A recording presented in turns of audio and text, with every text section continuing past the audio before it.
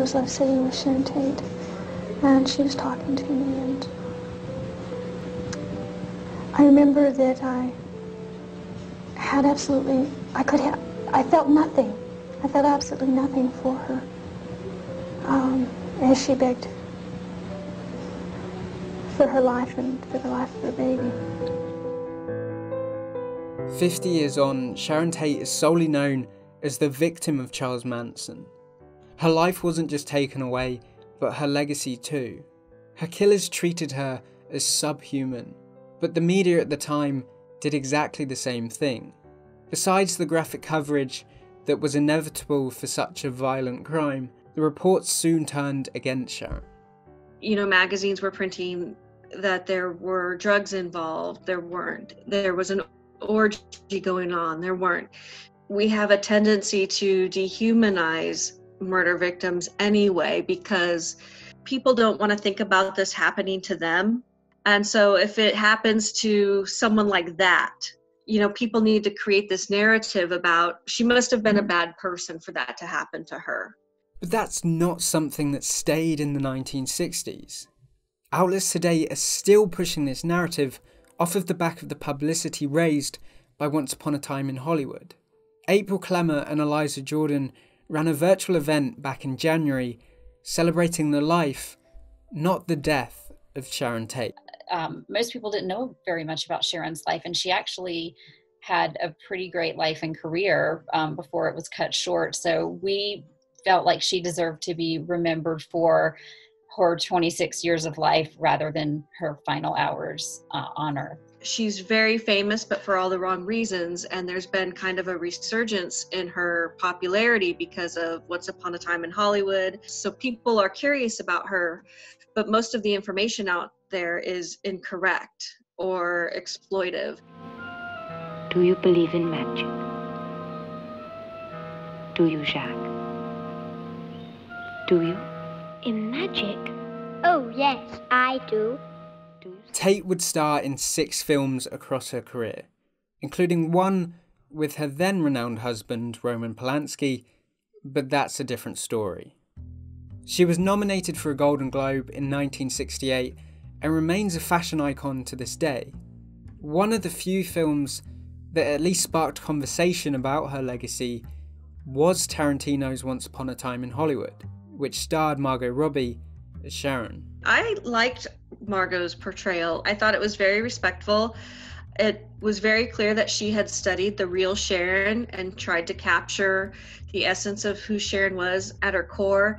And the fact that Sharon's younger sister, Deborah Tate, said it was like watching my sister on the screen really goes a long way. But Tarantino was not the only one whose film opened conversations about Manson. Charlie Says was more about the women who killed for Manson rather than Tate herself, but screenwriter Guinevere Turner still spent much of her press tour talking Tarantino. She says that in his film, Sharon Tate was just a vessel for his own misogyny. Most of his movies have some sort of insidious misogyny that looks like empowerment. I feel like there's 3 parts in that movie where he shows women with dirty feet. And and you know, he's notoriously obsessed with feet, and who fucking cares, but like showing like Sharon and just showing that she has dirty feet and that she's like creepily obsessed with herself, you know. Well, I was just like, oh, there's like an undercurrent of hatred, of misogyny toward women in these little details. Most of Tarantino's film is spent following the 2 leads, Rick Dalton and Cliff Booth, with Margot Robbie getting very little screen time and lines of dialogue even less. But the movie ends with Sharon Tate being saved from her real-life brutal murder by the 2 male leads, giving her back the life she lost, but much of the criticism comes from the fact that she's never really established as a real, tangible character, more of a sideshow to the DiCaprio-Pitt bromance. Here, put these on. Don't cry in front of the Mexicans. Guinevere says the film simply didn't need the Manson element or any of the scenes involving the women who killed for Manson.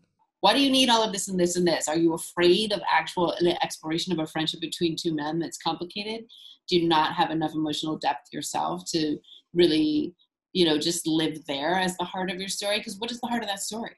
I didn't walk away being like, oh, that's so true about humans.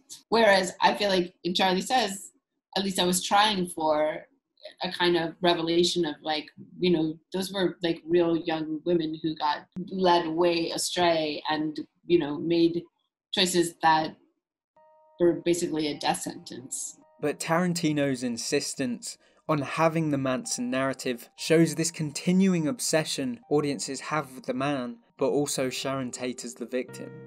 For Guinevere, it was important that everything included in her film was there because it needed to be. One of the hardest scenes for her to film was the murder of Sharon Tate, which, unlike for Tarantino, there were no heroes. Tate was played by Grace Van Dien, who Guinevere describes as having the same softness as the real Sharon.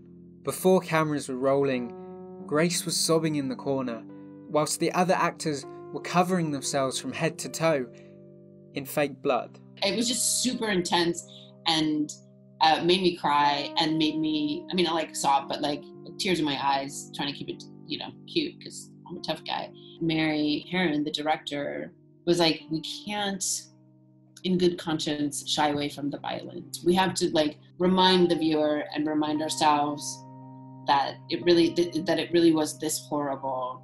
Given the sheer horror of the killings, it's perhaps unsurprising that Deborah Tate, Sharon's sister, publicly endorsed Tarantino's vision, as he redirected back that level of violence on the killers.